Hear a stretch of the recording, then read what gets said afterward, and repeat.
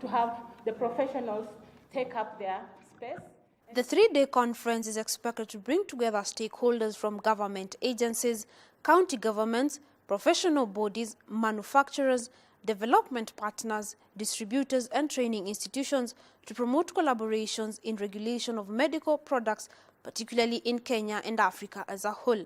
Speaking during the opening of the Horn of Africa Pharmaceutical Conference and Expo 2018, the Cabinet Secretary Cicely Kariuki pointed out the prices of various drugs in Kenya is much higher compared to other countries, thus posing a threat to achieving universal healthcare, revealing that many are forced to buy substandard medicine, which in turn has a negative impact on their health.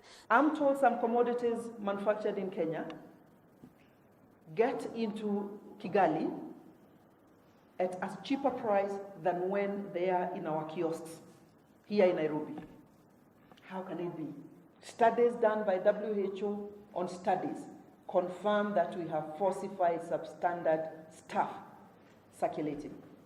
Counterfeit coming through our borders. The CS further emphasized the need for a partnership between the public and private sectors to regularize the prices of drugs to make them more affordable and accessible to Kenyans. And as a government, we cannot afford to ensure that we get UHC and have everybody have the freedom or the right to access healthcare if the prices which we have seen will obtain. We have the most, if you will, or the biggest opportunity as a sector if we join hands. Government is ready. Dr. Louise Mashago, the president at Pharmaceutical Society of Kenya, acknowledged that the sector is directly involved in two of the focus areas under the Big Four agenda by the government and thus contribute to economic development agenda. We are squarely in two of the Big Four, manufacturing. There are 35 local manufacturers in Kenya. There are 250 local pharma distributors, and there are 5,000 pharmacies. All of these employ people. All of these produce products that we are meant to consume here in Kenya and export so that we get GDP. So employment and GDP is inside squarely there. So because one of the Big Four agenda is GDP through manufacturing. The other Big Four agenda is universal healthcare coverage. So we are squarely in that as well. He continued to note that the government is supporting them through the Ministry of Health by having joint talks in an effort to expedite the attainment of the universal healthcare, which translates to economic development. The support you're getting from the ministry is collaboratively we are sitting together with quarterly meetings, and these meetings we're able to map up and say, what are we being able to achieve? He also spoke of the challenges that the pharmaceutical sector is facing that are hindering the country from achieving the universal healthcare.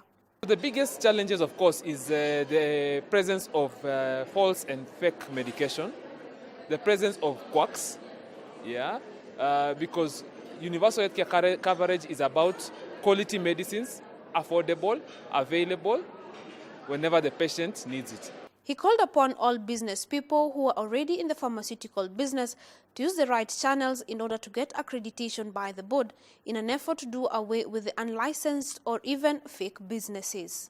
We have people who've run pharmacies for all decades, and what we've done is we've come up with a solution and systems that we are offering for free to would-be business owners. We offer you training, we offer you employee placement, we offer you financing, inventory management, and we offer you a system that is able to ensure that your pharmacy is profitable. So we are calling on all business people out there. There's a great opportunity in pharma, but the opportunity is in offering quality and qualified personnel. Then the money will follow.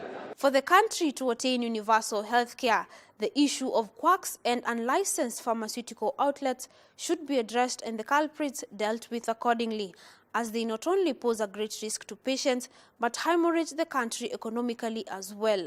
For Brand Plus TV Business News, I am Daisy Wambua. What sort of analyst?